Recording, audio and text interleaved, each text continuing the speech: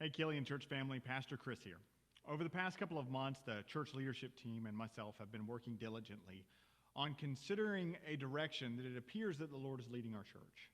A direction that would refresh and reinvigorate and revive the work of the ministry that is taking place here at 577 West Killian Road. Before I mention what that recommendation is, I'd like to share some of the reasons the CLT is considering walking down this road.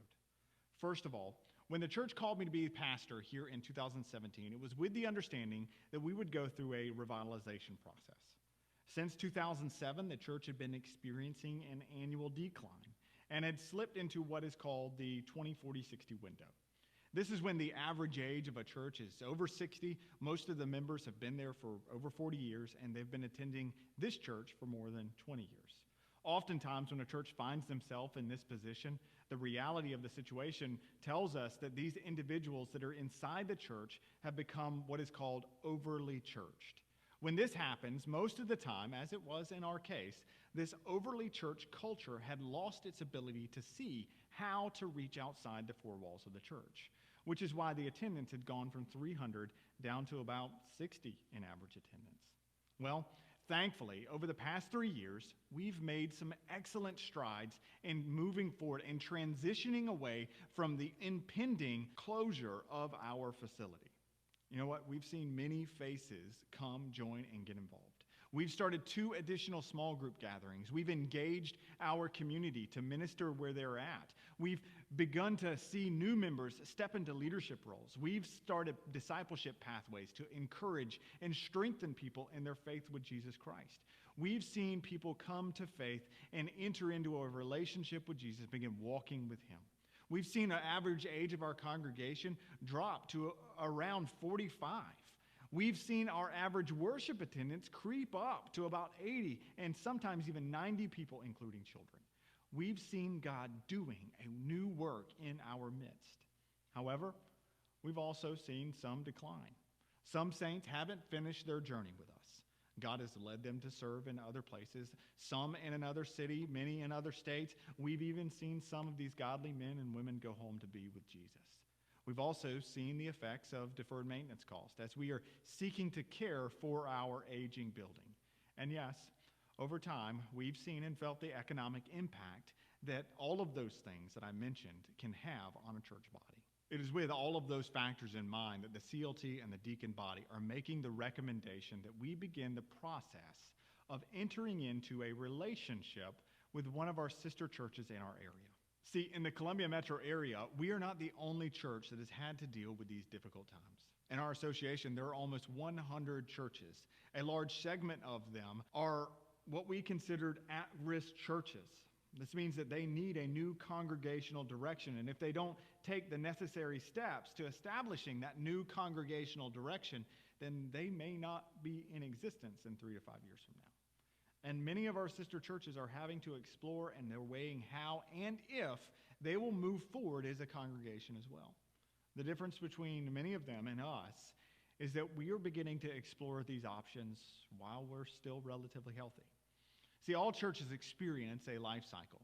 Unfortunately, though, most churches don't explore options about how to transition out of a downward trend until it's too late. And instead of launching a new congregational expression that results in kingdom growth and lives changed and an impacted community, oftentimes the church just peters out and sometimes dies. We, the church leadership team, do not want that to be the legacy of Killian Baptist Church. Over 150 years ago, the patriarchs and the matriarchs of this congregation saw that a kingdom work was necessary for this community, and it started a church. It is with that same spirit that we bring this recommendation to you today.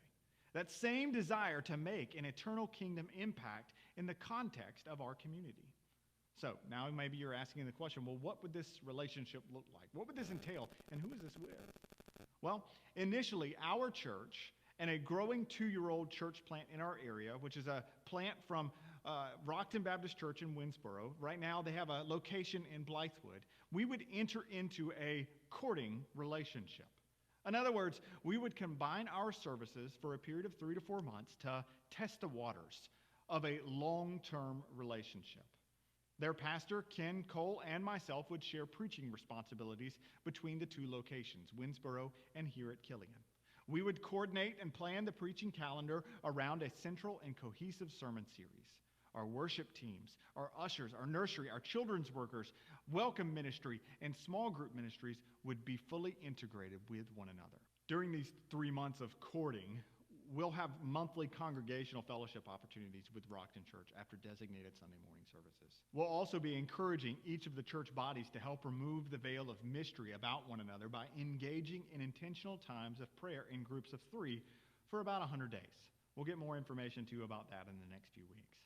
For lack of a better term, we'd be living life together as 2 congregations exploring the possibility of becoming one congregation. For a little bit more information about Rockton Church, here's Pastor Ken Cole. Hello, Killian Church. I am Pastor Ken Cole. My wife, Sonia, and I have been working at Rockton Church since 2013 when Rockton Winsboro called me to be their pastor. Since that time, we've experienced several hills and valleys. When I first arrived at Rockton, I was told that I had 9 months to make necessary changes because if something wasn't done within that period, they'd have to close the doors. Talk about just a little bit of pressure. But with the Lord's leading and a strong leadership team who understood the value of being a part of something bigger than themselves, we saw the Lord work miracles. In 2014, out of the blue, we were approached by a public charter STEM school about using our facilities for a brand new school starting in the area. Once they surveyed the facilities and we discussed the terms, our church unanimously voted to engage in this God-given opportunity. At no cost to us, the school then came in and invested $500,000 into our facility and were paying the church monthly rent. Rockton Church Winsboro learned quickly that if we're faithful to do God's work His way, He is going to make way for us to continue that work. It was around this time that we began to feel God leading our small but growing congregation to explore the possibility of planting a church in Blythewood area. Church planting has always been a big part of my ministry, and as we see in the book of Acts, churches planting churches is the biblical model for the spread of the gospel. So now, 2 years later, our little plant that started in Scotty's restaurant in Blythewood is seeing 35 to 45 regularly and is running out of space. We at Rockton Church have actively been praying for God to open up that next door just as He's provided time and time again. Killian Church family, we are grateful for your years of faithfulness to God's eternal kingdom work, and we'd love to come together and explore the possibilities of what impact our 2 churches could have together. So, what do we do now, Killian family? First, we want you to pray.